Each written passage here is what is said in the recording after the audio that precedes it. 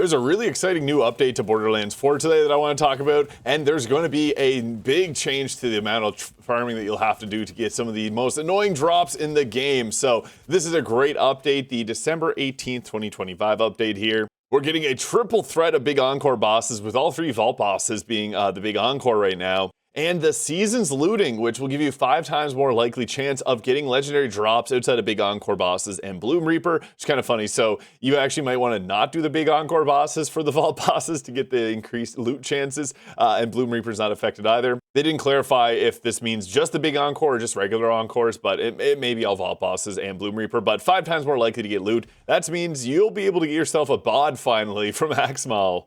Now, the thing I want to highlight here is Gearbox is trying. They actually have a survey, and I would highly recommend that everybody try to do it, because they are trying to shape the future content and make it better based on people's recommendations for what they want to see. So I got to applaud them. They actually are trying to make things better. People have been asking for better drop rates. It's literally been something I've been talking about recently because, oh my God, farming Bloomreaper, I've done it over 100 times now. Impossible to find some of the drops that you want to find, but we're getting greater chances now. It's about 1 in 3 chance from my testing to get something from a vault boss here. And even a bit more beautiful part about this is you can sometimes get a couple legendaries per run. And Hero Brandon here on Reddit shared that he actually found 2 bods at once, and one was the Phosphine.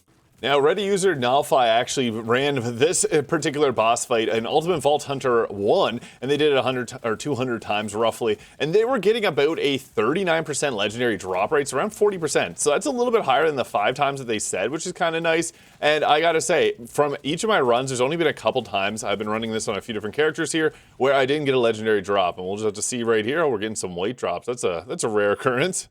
And another thing too is that this is around a 35% chance, I guess, across the board. So yeah, if there's anything in particular like Idolator Soul that you want to farm, this is really the time to do it here. And yeah, the bot is a great weapon. That was bad luck. Oh, we took him out there. And yeah, this is why the bot is so good. It's just a very powerful weapon. Unfortunately, I didn't make the game this way. I just want to call that out, that this is a powerful gun, especially against the vault bosses. Unfortunately, it's the time aspect of Bloomreaper that makes the bod needed for some of those runs if you want to get the platinum time in Ultimate Vault Hunter 6. And here's a bod that I want more of the ceramic bods, but you do have a higher chance. And again, Nullify actually said they had around a 11.6% drop rate for the bod from their testing here. I'm not having that much luck, but again, it's just the luck of the draw. And again, I do want to highlight that they do have a survey. They're trying to make the game better. So if you want to see a better Borderlands 4, I'd highly recommend talking about this, because they're curious what you guys like. So yeah, I'd recommend doing this. Unfortunately, there's a bit of an issue while you're going through it. On one of the last pages, there's a thank you page, and then after it's actually the real finish page. Just a heads up on that. Weekly wildcards can get you Aegon's Dream here. Now, Maurice's Black Market is actually on the bottom left-hand corner of the map. If you come over here to this little island here, the Deadbolt and the Sandy Toes Villa point of interest, it's actually in this building right here.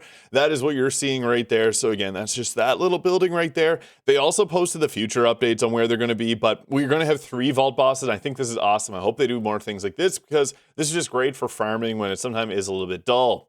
Now, I got to give credit where it's credit's due. I actually do think they're doing some really good stuff here to improve the overall end game experience for Borderlands.